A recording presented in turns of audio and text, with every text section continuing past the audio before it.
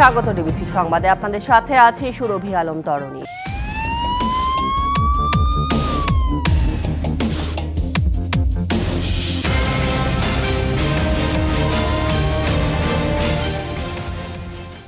রাজশাহী ৪ আসন থেকে টানা ৩বারের এমপি এনামুল হক। প্রথমবার এমপি হয়েই জমি দখল, নিয়োগ বাণিজ্য, মনোনয়ন বাণিজ্য, দলীয় পদ পদবি বিক্রি, সর্বহারা এবং জেএমবি সদস্যদের দলে ভিড়িয়ে দু হাতে শুধু টাকাই কামিয়েছেন। তার আপন ভাই জানিয়েছেন, এনামুল হক দুর্নীতি করে কমপক্ষে ১০,০০০ কোটি টাকার মালিক হয়েছেন। অথচ একসময়ের এই শিবির নেতা এনামুলের শৈশব কেটেছে চরম অভাব অনটনে। এমপি হওয়ার আগে ২০০৮ সালে ১১টি ব্যাংকে এনামুল হকের ঋণ ছিল ৩৭ কোটি টাকার বেশি। প্রথমবার এমপি হয়েই সব ঋণ পরিশোধ করে ফেলেন।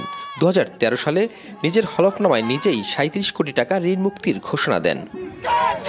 আর এসবই করেছেন জমি দখল, নিয়োগ ও মনোনয়ন বাণিজ্য করে। আগে তার নিজের কোনো গাড়ি না থাকলেও এমপি হওয়ার পর কয়েক কোটি টাকা দামের গাড়ি কেনেন নিজের ও স্ত্রীর নামে। এমপি হয়ে জাদুর কাঠি হাতে পাওয়া এনামুল হকের শৈশব কেটেছে অভাব অনটনে। বগুড়া পলিটেকনিকে ইসলামী ছাত্র শিবিরের বাইতুল মাল সম্পাদক ছিলেন। ডিপ্লোমা ইঞ্জিনিয়ারিং শেষ করে কিছুদিন চাকরির পর খোলেন গার্মেন্টস কোম্পানি। ২০০৮ সালের নির্বাচনে হঠাৎ করেই তিনি আওয়ামী লীগের মনোনয়ন পেয়ে হয়ে যান এমপি। এরপর থেকে বদলে যায় তার ধন সম্পদের হিসাবটাও। এই রাজনীতিতে আমাদের ব্যাপক বাধা বিঘ্ন, জেল জুলুম, হামলা মামলা, এবং আমরা এক জায়গায় বসতাম, সেটাও বসতে পারতাম না। বাগমারার যতগুলো শিক্ষা প্রতিষ্ঠান, সেই সমস্ত শিক্ষা প্রতিষ্ঠানে তার নিজের পক্ষের লোকজন তাদেরকে সভাপতি নির্বাচিত করে, নিয়োগ বাণিজ্য করে। অভিযোগ রয়েছে বাগমারা উপজেলার ২৬টি কলেজ, ২০৮টি স্কুল সহ অসংখ্য মাদ্রাসা ও সরকারি প্রাথমিক বিদ্যালয়ে গত ১৫ বছরে প্রায় ৩,০০০ শিক্ষক কর্মচারী নিয়োগ দিয়ে অন্তত ৪০০ কোটি টাকা হাতিয়ে নেন এনামুল হক। আর এসবের দেখভাল করত তার ব্যক্তিগত সহকারী মোল্লা আলতাফ হোসেন এবং প্রেস সচিব জিল্লুর রহমান। ভবানীগঞ্জ কলেজের বাংলা বিভাগের শিক্ষক ইয়াদ আলী নিজের মেয়ের চাকরির জন্য এমপি এনামুল হককে দেন ৫ লাখ টাকা, কিন্তু চাকরি দেননি, ফেরত পাননি টাকাও। ৫ লাখ টাকা দিয়েছিলাম। আমার মেয়ে ইন্টারভিউ ফার্স্ট হয়েছিল নিউ ডিগ্রি কলেজে, তারপরে আমার মেয়েকে চাকরি দেয়নি। বাগমারার সাবেক এমপি এনামুল হকের আচরণ ছিল দুষ্টু জমিদারের মতো। সুযোগ পেলেই দখলে নিতেন অন্যর জমি। ভবানীগঞ্জে বিএনপি নেতার কোটি টাকার জমি দখল করে বোন জামাই নাদেরুজ্জামানকে বাড়ি বানিয়ে দেন এনামুল হক। এছাড়া সরকারি জায়গা দখল করে করেছেন বহুতল ভবন। এই জমিটা ইঞ্জিনিয়ার এনামুল হক অধিগ্রহণ করেছে ২ নম্বরই করে। আমার ভাই টাকা পায়নি। আমার বিরুদ্ধে চাঁদাবাজি মামলা দিয়ে আমাকে থানায় তুলে নিয়ে যায়, হত্যার হুমকি দিয়ে ওই জায়গায় জোরপূর্বক বিল্ডিং নির্মাণ করেন। জমি এগুলো দখল করে মার্কেট করে অনেক দামে বিক্রি করছে। বিদ্যুৎ কেন্দ্র করার নামে ২০২২ সালে মারিয়া ইউনিয়নের ২৫ জন কৃষকের ১৭ বিঘা জমি দখল করেন এনামুল হক। ক্যাডার বাহিনী দিয়ে উচ্ছেদ করেন অসহায় মানুষদের। বলসিং এলাকায় যে পাওয়ার হাউস করা হয়েছে, বিশাল এলাকা বিশিষ্ট করে ঘেরাও করে নিছে, কোটি কোটি টাকা পাবলিকের নামে তিনি নিয়েছেন, কিন্তু পাবলিক পায়নি, এটা এলাকাবাসী বলেছে। প্রভাব খাটিয়ে নামমাত্র মূল্যে আদিবাসী পল্লীর ১৫২ বিঘা ও হিন্দুদের ২২ বিঘা জমি দখলে নেন। অভিযোগ রয়েছে প্রতিটি স্থানীয় সরকার নির্বাচনে মনোনয়ন বাণিজ্য করতেন এনামুল হক। এছাড়া টাকার বিনিময়ে দলীয় পদ দিয়েছেন জেএমবি নেতা ও সর্বহারা ক্যাডারদের। বহুতল বাণিজ্যিক ভবন বানিয়ে দেওয়ার কথা বলে রাজশাহী শহরে ১৬ তলা সিটি সেন্টার নির্মাণের কথা থাকলেও গত ১৫ বছরও তা সম্পন্ন করতে পারেননি। এছাড়া বিভিন্ন নারীর সঙ্গে এনামুল হকের অডিও ভিডিও ভাইরাল হয়। অনেকেই হয়েছেন প্রতারিত। টাকা পয়সার জন্য না, শুধুমাত্র তাকে ভালোবেসে এতটা দিন এতটা সময় তার সাথে কাটাইছি। এখন সে আমাকে বলে যে আমি প্রস্টিটিউট, আমি খারাপ। সরকারি চাকরি দেওয়ার কথা ছিল, সরকারি চাকরিও দেয় নাই। সম্পদ বাড়ার ছাপ হলফনামায় থাকলেও তা প্রকৃত সম্পদের তুলনায় নগণ্য। ২০০৮ সালের হলফনামা অনুযায়ী এনামুল হকের বার্ষিক আয় ছিল ২০ লাখ টাকা, যা ২০২৪-এ কয়েক গুণ বেড়ে হয় ১,২৬ লাখ। স্থাবর সম্পদ ৪৩,৪৫,০০০ থেকে হয়েছে ২,৩১ লাখ। আর ১৬ বছরে অস্থাবর সম্পদ ৯,৯৫,০০০ টাকা থেকে হয়েছে ৯,৩৮ লাখ টাকার। কারাগারে থাকায় অভিযোগের বিষয়ে সাবেক এমপি এনামুল হকের বক্তব্য পাওয়া যায়নি। তবে তার ছোট ভাই ইউপি চেয়ারম্যান রেজাউল হক জানালেন, তার ভাই দুর্নীতি করে কমপক্ষে ১০,০০০ কোটি টাকার মালিক হয়েছেন। দুর্নীতিবাজ, তাছাড়া কেমনে ১০,০০০ কোটি টাকা হলো? আমি এটা হিংসাত্মক মনোভাব নিয়ে বলিনি। উনি আমাকে দেয়নি, খায়নি, সেজন্য কিন্তু আমি বলিনি। আমি বলেছি দেশের স্বার্থে। অবৈধ সম্পদ অর্জনের বিষয়ে এনামুল হকের বিরুদ্ধে অনুসন্ধান শুরু করেছে দুদক। ছাত্র জনতার উপর হামলার অভিযোগে তার বিরুদ্ধে মামলা হয়। ১৬ই সেপ্টেম্বর তিনি ঢাকার আদাবর থেকে গ্রেপ্তার হন। Sourav Habib, DBC news, Rajshahi. এনামুল হকের দুর্নীতি নিয়ে আরও বিস্তারিত জানার চেষ্টা করব। আমাদের সাথে রাজশাহী থেকে যুক্ত হয়েছেন সিনিয়র রিপোর্টার সৌরভ হাবিব। সৌরভ হাবিব, একসময়ের এই শিবির নেতা এনামুল হকের শৈশব কিন্তু কেটেছে চরম অভাব অনটনে। এমপি হবার পর এত হাজার হাজার কোটি টাকা কামিয়েছেন, এই যে প্রতিবেদনের বাইরে, এ ব্যাপারে আর কি তথ্য আছে আপনার কাছে? হ্যাঁ, আপনাকে জানিয়ে রাখছি যে এনামুল হকের যে উত্থান একেবারে সিনেমার মতো। উনি নিজেও তার অভাব অনটন নিয়ে বই লিখেছেন এবং তার যে বাল্যকালের যে ছবি সেগুলো তিনি ফেসবুকে শেয়ার করতেন বিভিন্ন সময়। তো উনি এতই অভাব অনটন ছিলেন যে এলাকাবাসী জানিয়েছে তিনি রাতের বেলা যে সেচের জমির যে পানি সেচের জমির যে ড্রেন সেখানে মেরামতের কাজ করতেন এবং এইভাবেই কিন্তু তিনি এসএসসি পাশ করেন। এরপর বগুড়া পলিটেকনিকে তিনি ভর্তি হয়েছিলেন এবং সেখানে এলাকাবাসী জানিয়েছেন যে তিনি ইসলামী ছাত্র শিবিরের বায়তুল মাল সম্পাদক পদে ছিলেন। তো তিনি ডিপ্লোমা ইঞ্জিনিয়ারিং শেষ করেছেন, কিন্তু বিএসসি ইঞ্জিনিয়ার না করলে তিনি নিজের নামের আগে ইঞ্জিনিয়ার লিখতেন। তো তিনি ঢাকায় একটি কোম্পানিতে চাকরি নেন তারপরে, এবং সেখানে চাকরির সুবাদে কিছুদিন পরে তিনি এনা প্রপার্টিজ এবং গার্মেন্টস খুলে বসেন এবং সেটাও খুব যে বেশি ছিল তা না, এটা কথিত ব্যবসার মতোই ছিল। 2008 সালে এই ব্যবসার পরিচয় দিয়ে তিনি আওয়ামী লীগের মনোনয়নটা পান এবং তারপরেই আমরা দেখেছি যে তার রাতারাতি তার যে টাকা পয়সার হিসেবটা বদলে গেল। একটা বিশাল অঙ্কের টাকা তার ঋণ ছিল, সেই ঋণগুলো শোধ হয়ে গেল এবং সেটি 37 কোটি টাকা। এরপরে তার নির্বাচনের আগে কোনো গাড়ি ছিল না। পরবর্তীতে দেখা যায় যে তিনি নিজেও বিভিন্ন জনের সাথে গল্প করতেন বা তার গাড়ি বহর দেখতাম যে এক একটি গাড়ি 2 কোটি টাকার উপরে, এমন 3-4টি গাড়ির মালিক তিনি। তো এইভাবে কিন্তু যে তার স্থাবর অস্থাবর সব সম্পত্তি কিন্তু বেড়েছে এবং যেখানে নিয়োগ বাণিজ্যের এবং দখলের ওস্তাদ বলা হচ্ছে তাকে, কারণ তিনি এমন কোনো জায়গা নেই যেটা দখল করেননি। রাজশাহী সিটি সেন্টার নির্মাণের জায়গাটি সিটি কর্পোরেশন থেকে 25% দেওয়ার শর্তে 16 তলার সিটি ভবন নির্মাণ করার কথা ছিল। সেই জায়গাটি কিন্তু তিনি 2009 সাল থেকে আজ পর্যন্ত নির্মাণ কাজ শেষ করতে পারেননি, কিন্তু তিনি কিছু অংশ দখল করে রেখেছেন এবং যে সোনাদিঘির যে ঐতিহ্যবাহী পুকুরটি, সেই দিঘিটি কিন্তু এখন একটা চৌবাচ্চায় পরিণত করেছেন চারদিক দিয়ে দখল করে। এছাড়া এলাকার যে মানুষের একবারে পুঠিয়ার ধোগরাকুল এলাকার যে আদিবাসী পল্লী, সেই জায়গাটি প্রায় 150 বিঘার উপরে জমি, সেই জমিটিও কিন্তু তিনি দখলে নেওয়ার চেষ্টা করেছেন এবং একটি বায়নার রেজিস্ট্রি করেছিলেন একজন ভুয়া মালিককে সাজিয়েছে এবং মৃত্যুদণ্ডপ্রাপ্ত আসামির কাছ থেকে এটা করেছিলেন এবং শেষ পর্যন্ত প্রবল আপত্তির মুখে তিনি সেখানে ঢুকতে পারেননি। তবে তার নিজ এলাকায় অর্থাৎ মোটামুটি ক্ষমতার অপব্যবহার করে তিনি এত সম্পদের মালিক হয়েছেন। সৌরভ হাবিব, ধন্যবাদ আপনাকে বিস্তারিতভাবে জানানোর জন্য। জুলাই বিপ্লবের ঘোষণাপত্র নিয়ে জনগণের প্রত্যাশা জানতে আগামী 6 থেকে 11 জানুয়ারি দেশব্যাপী গণসংযোগ সহ বিভিন্ন কর্মসূচির ঘোষণা দিয়েছে বৈষম্য বিরোধী ছাত্র আন্দোলন ও জাতীয় নাগরিক কমিটি। সংবাদ সম্মেলনে নেতারা বলেন, জুলাই বিপ্লবের ঘোষণাপত্রে ঘটবে জনমানুষের আকাঙ্ক্ষার প্রতিফলন।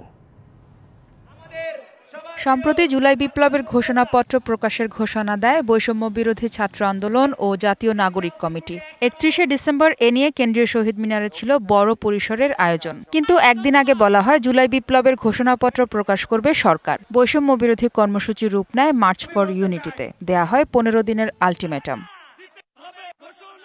শনিবার দুপুরে জুলাই ঘোষণাপত্র নিয়ে জনপ্রত্যাশা জানতে 6 জানুয়ারি থেকে দেশব্যাপী 6 দিনের কর্মসূচি দেয় বৈষম্য বিরোধী ছাত্র আন্দোলন ও জাতীয় নাগরিক কমিটি। বাংলা মোটরের কেন্দ্রীয় কার্যালয়ে সংবাদ সম্মেলনে নেতারা বলেন, ঘোষণাপত্রে জনমানুষের আশা আকাঙ্ক্ষার প্রতিফলিত হবে। আগামী 6 জানুয়ারি থেকে 11 জানুয়ারি পর্যন্ত দেশব্যাপী আমরা কর্মসূচি ঘোষণা করছি। এই কর্মসূচিতে আমরা দেশব্যাপী জনসংযোগ কর্মসূচি বা মানুষের কাছে যাওয়া বা আমরা কর্মসূচি ঘোষণা করছি, যেখানে আমরা মানুষের কাছে লিফলেট বিতরণ করব, আমরা সমাবেশ করব এবং বিভিন্ন মাত্রার জনসংযোগ করব। এদিকে সরকার এখনো ঘোষণাপত্রে দৃশ্যমান কোনো পদক্ষেপ নেয়নি বলে অভিযোগও ছিল নেতাদের কণ্ঠে। যদি আগামী কয়েকদিনের মধ্যে কার্যত কোনো দৃশ্য উদ্যোগ না দেখি, আমরা সরকারকে সেখানে আরো জোর দাবি এবং মাঠ থেকে জনগণকে সাথে নিয়ে ঐক্যবদ্ধভাবে কিভাবে প্রোক্লেমেশন বা ঘোষণাপত্র জনগণের সামনে নিয়ে আসতে হয় সেই বিষয়ে কঠোর কোনো কর্মসূচির দিকে যাব। জুলাই ঘোষণাপত্র নিয়ে সরকার দৃশ্যমান কোনো উদ্যোগ না নিলে প্রয়োজনে কঠোর কর্মসূচির ঘোষণা দেন ছাত্র সংগঠনের নেতারা। আপনারা মাঠে থাকবেন, আপনাদের সন্তানদেরকে সবসময় আপনাদের পাশে পাবেন। মাহফুজা বৃষ্টি, ডিবিসি নিউজ, ঢাকা। জুলাই বিপ্লবের ঘোষণাপত্র নিয়ে আরও বিস্তারিত জানার চেষ্টা করব। আমাদের সাথে বার্তাকক্ষ থেকে যুক্ত হয়েছেন স্টাফ রিপোর্টার রাকিব হোসেন। জুলাই বিপ্লবের ঘোষণাপত্রে জনমানুষের আকাঙ্ক্ষার প্রতিফলন ঘটার যে প্রত্যাশা করা হচ্ছে তার বাস্তবতা আসলে কতটুকু, রাকিব জানাবেন। বৈষম্য বিরোধী ছাত্র আন্দোলন কিন্তু সেই আন্দোলনের শুরু থেকেই কিন্তু তাদের বিভিন্ন দাবি দেওয়া, দেশের বিভিন্ন দাবি দেওয়া নিয়েই কিন্তু তারা আন্দোলনে নেমেছেন। সরকার পতনের পর কিন্তু নানা বিষয় তারা তুলে ধরেছেন। তো সরকার পতনের পর, শেখ হাসিনা পতনের পর কিন্তু যখন একটা নতুন সরকার গঠন হয়, অন্তর্বর্তীকালীন সরকার, এই সরকার গঠন হওয়ার পর কিন্তু সরকারের পক্ষ থেকে কোনো ধরনের আসলে ঘোষণাপত্র জানানো হয়নি। এর পরিপ্রেক্ষিতে কিন্তু বৈষম্য বিরোধী ছাত্র আন্দোলন এবং নাগরিক কমিটি কিন্তু ঘোষণা করার বিষয়টি আসলে জানায় এবং এই ঘোষণাপত্র ঘোষণা করার জন্য গত বছরের 31শে ডিসেম্বর কিন্তু তারা কেন্দ্রীয় শহীদ মিনারে ছাত্র জনতা সহ সবাই একত্রিত হয়। কিন্তু এর মধ্যেই তারা এটা জানিয়ে দেয় এবং সরকার এই ঘোষণাপত্র কিন্তু ঘোষণা করবে এইরকম একটি বিষয় তারা জানিয়ে কিন্তু সংক্ষিপ্ত সমাবেশের পর কিন্তু এই সংক্ষিপ্ত সমাবেশের পর কিন্তু 15 দিনের আলটিমেটাম দিয়ে আসলে তারা ওইখানে ওটা শেষ করে। তো এরপরে এই ঘটনার কিন্তু 4 দিন পেরিয়ে যাওয়ার পর কিন্তু আজকে বৈষম্য বিরোধী ছাত্র আন্দোলন এবং নাগরিক কমিটি তারা একটি সংবাদ সম্মেলন ডাকেন এবং তারা সংবাদ সম্মেলনে আমাদের যেটা জানিয়েছেন যে জনগণের ঘোষণাপত্রের বিষয়ে আসলে দৃশ্যমান কোনো পদক্ষেপ সরকারের পক্ষ থেকে নেওয়া হয়নি এবং সেটা তারা দেখেননি। তাই সরকারকে তারা আহ্বান জানিয়েছেন যে দৃশ্যমান পদক্ষেপ নেওয়ার জন্য এবং যত দ্রুত সম্ভব। তো একটা বিষয় একটু জানিয়ে রাখি যে এখান থেকে তারা কিন্তু নতুন কর্মসূচির ঘোষণা দিয়েছেন। 6 জানুয়ারি থেকে 11 জানুয়ারি পর্যন্ত কিন্তু তারা দেশব্যাপী নানা কর্মসূচি পালন করবেন। এর মধ্যে গণসংযোগ, লিফলেট বিতরণ এবং এটা ঘোষণাপত্রের পক্ষে কিন্তু তারা আসলে গণসংযোগ করবেন। তো এই ঘোষণাপত্রের ভিতরে কিন্তু বেশ কিছু বিষয় তারা উল্লেখ করেছেন। আনুষ্ঠানিকভাবে তারা এখন পর্যন্ত জানাননি, তবে আমরা যতটুকু জানতে পেরেছি যে ঘোষণাপত্রের ভিতরে 24শে গণঅভ্যুত্থানে নির্বিচারে গুলি ঘটনায় যারা জড়িত তাদের আসলে বিচারের আওতায় আনার পাশাপাশি এর আগে বিগত 3টি বিতর্কিত নির্বাচনের ঘটনায় যারা জড়িত তাদেরও বিচারের মুখোমুখি করার এবং বিচারের আওতায় আনার কিন্তু আসলে এখানে তারা এই বিষয়গুলো আসলে ঘোষণাপত্রে রাখবেন। এবং আরেকটা বিষয়, সবচেয়ে বড় বিষয় সেটা জনগণের আশা আকাঙ্ক্ষা, জনগণ যে দাবিগুলো, জনগণের অধিকার প্রতিষ্ঠার জন্য যেসব দাবিগুলো দরকার সেগুলো প্রতিষ্ঠার জন্য যা যা দরকার সেই বিষয়গুলো কিন্তু তারা ঘোষণাপত্রে প্রস্তুত করতেছেন। বাস্তবায়ন ঘটুক এই প্রত্যাশা আমাদেরও। অসংখ্য ধন্যবাদ রাকিব আপনাকে যুক্ত হবার জন্য বার্তা কক্ষ থেকে। কূটনৈতিক চিঠি দিয়ে সাবেক প্রধানমন্ত্রী শেখ হাসিনাকে ফেরত চাওয়ার বিষয়টি যথেষ্ট গুরুত্ব বহন করে বলে মনে করেন বাংলাদেশের আন্তর্জাতিক সম্পর্ক বিশ্লেষকরা। তবে এক্ষেত্রে খতিয়ে দেখতে হবে দুই দেশের মধ্যে বন্দি প্রত্যর্পণ চুক্তির নানান দিক। ভারতের আন্তর্জাতিক সম্পর্ক বিশ্লেষকরাও বিষয়টিকে ইতিবাচকভাবেই দেখছেন। সাবেক প্রধানমন্ত্রী ভারতে যাওয়ার 4 মাস 18 দিন পর তাকে ফিরিয়ে দেওয়ার কূটনৈতিক চিঠি ভারতকে দেয় বাংলাদেশ। চিঠির প্রাপ্তি স্বীকার করলেও এখনও ভারত এই অনুরোধে সাড়া দেয়নি। পররাষ্ট্র মন্ত্রণালয়ের মুখপাত্র বলছেন, এত দ্রুত উত্তর পাওয়ার আশাও করে না বাংলাদেশ। কিন্তু ভারত এ বিষয়ে কেন কিছু বলছে না? আন্তর্জাতিক সম্পর্ক বিশ্লেষকরা বলছেন, বাংলাদেশ যথেষ্ট গুরুত্ব দিয়েই প্রাথমিক কাজটি করেছে। নোট ভার্বাল দিয়ে জানানোর অর্থ কিন্তু একেবারে রাষ্ট্রীয়ভাবে অনুরোধটা তাদেরকে করা হয়েছে। তো কাজে এখানে নোট ভার্বালকে কম গুরুত্বপূর্ণ ভাববার কোনো কারণ নাই। এখন যেটা ভারতীয়রা করতে পারে, এরপরে যদি ওদের কোনো দিক থেকে কিছু বলবার থাকে তারা আবার তাদের ফিরতি নোট ভার্বালে তাদের বক্তব্যটা তারা ইচ্ছা করলে উপস্থাপন করতে পারে। নোট ভার্বাল একটা অফিসিয়াল ডকুমেন্ট এবং এই ডকুমেন্টের যথেষ্ট গুরুত্ব আছে এই কারণে যে এর মাধ্যমে বাংলাদেশ সরকার তার যে ইন্টেনশনটা আছে এটা জানিয়েছেন। নিশ্চিতভাবে নোট ভার্বাল খুব শক্ত ডকুমেন্ট না হলেও এটা একটা ফার্স্ট স্টেপ। তবে এক্ষেত্রে বন্দি প্রত্যর্পণ চুক্তির ফাঁকফোকরগুলো আরো বিবেচনায় নেওয়ার কথাও বলেন বাংলাদেশ এবং ভারতের আন্তর্জাতিক সম্পর্ক বিশ্লেষকরা। যদি আপনি এক্সট্রাডিশন ট্রিটির জায়গাতে দেখেন, সেই জায়গাতে আসলে পুরোটাই ভারত বা বাংলাদেশের যে দেশেই একজন থাকেন না কেন, তার জন্য কিন্তু যথেষ্ট লেভারেজ দেয়া আছে। 2016 সালে এই ট্রিটিটা করা হয়েছিল। সেই ট্রিটিটা আসলে কোনো ব্যক্তিকে মাথায় রেখে নাকি ওভারঅল দুই দেশের স্বার্থের ব্যাপারে মনোযোগী হয়ে করা হয়েছিল, সেটা নিয়ে আমার মনে হয় একটু ভাবনা চিন্তার জায়গা আছে। এক্সট্রাডিশন ট্রিটি অনুযায়ী ভারত বাংলাদেশের যে কোনো অ্যাকিউজ এবং যে কোনো কনভিক্টেড মানুষের ব্যাপারে ভালো মতো গবেষণা করে তাদের এক্সট্রাডিশন ডিমান্ডটাকে কনসিডার করতে পারে। তার মানে এই বাধ্যবাধকতা ভারত সরকারের নেই যে সেই কনসিডারেশন করে তাদেরকে সর্বমতে সবসময়ই সেই মানুষকে ট্রান্সফার করে দিতে হবে এক্সট্রাডিশন ট্রিটি অনুযায়ী। দুদেশের মধ্যে সম্পর্কের অচলাবস্থা কাটিয়ে এখন কথাবার্তা শুরু হয়েছে, যা ইতিবাচক বলেই মনে করেন সকলে। ইশরাত জাহান উর্মি, ডিবিসি নিউজ, ঢাকা। এদিকে সাবেক প্রধানমন্ত্রী শেখ হাসিনাকে দেশে ফেরত পাঠানোর বিষয়ে ভারত থেকে কোনো আনুষ্ঠানিক চিঠি পায়নি বাংলাদেশ। শনিবার পূর্বাচলে বেলাবো থানা সমিতি আয়োজিত বার্ষিক সাধারণ সভায় এই কথা জানান পররাষ্ট্র উপদেষ্টা তৌহিদ হোসেন। এ সময় তৌহিদ হোসেন আরও জানান, বিশেষ পরিস্থিতিতে এ সরকার দায়িত্ব নিয়েছে।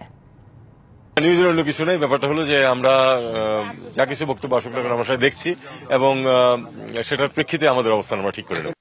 আমি কোনো চিঠি পাইনি, এটা জাস্ট পত্রপত্রিকাতে যেটুকু। অসুস্থ স্ত্রীর চিকিৎসার জন্য টাকা জমাচ্ছিলেন দিনমজুর রিয়াজুল, কিন্তু 4 আগস্ট বৈষম্য বিরোধী আন্দোলনে গুলিবিদ্ধ হয়ে নিহত হন তিনি। একদিকে অভাবে সংসার, অন্যদিকে চিকিৎসা ব্যয়, সব মিলিয়ে পরিবারের একমাত্র উপার্জনক্ষমকে হারিয়ে দিশেহারা রিয়াজুলের পরিবার। এরই মধ্যে সরকারি বেসরকারিভাবে কিছু সহযোগিতা পেলেও তা প্রয়োজনের তুলনায় অপ্রতুল। বৈষম্য বিরোধী ছাত্র আন্দোলন চলাকালে গত 4 আগস্ট মুন্সিগঞ্জ শহরের কৃষি ব্যাংক এলাকায় গুলিবিদ্ধ হয়ে নিহত হয় শহরের উত্তর ইসলামপুর এলাকার দিনমজুর রিয়াজুল ফরাজি। অসুস্থ স্ত্রীর চিকিৎসায় জমাচ্ছিলেন টাকা, কিন্তু আন্দোলনে গুলিবিদ্ধ হয়ে নিজেই ফিরলেন লাশ হয়ে। স্ত্রীর দাবি, কোনো ধরনের রাজনীতির সাথে জড়িত ছিলেন না রিয়াজুল। আমার স্বামী কোনো দল করে না, কিছু করে না, দিন মজুরি কাম করছে, খাইছি, কে না জানে। সকালে কামে গেছে, রাইতে খাইছি। মায়ের চিকিৎসায় শেষ হয়েছে সরকারি ও বিভিন্ন রাজনৈতিক দল থেকে পাওয়া অনুদানের টাকা। এই মুহূর্তে সরকারি পৃষ্ঠপোষকতা কিংবা সামর্থ্যবানদের স্থায়ী জীবিকার ব্যবস্থা করে দেওয়ার অনুরোধ নিহত রিয়াজুলের বড় মেয়ের। সরকার যে 5 লাখ টাকা দিচ্ছে, এই দিয়ে মার চিকিৎসা করা দেখি, সংসার খরচ সবই দিয়ে করতেছি।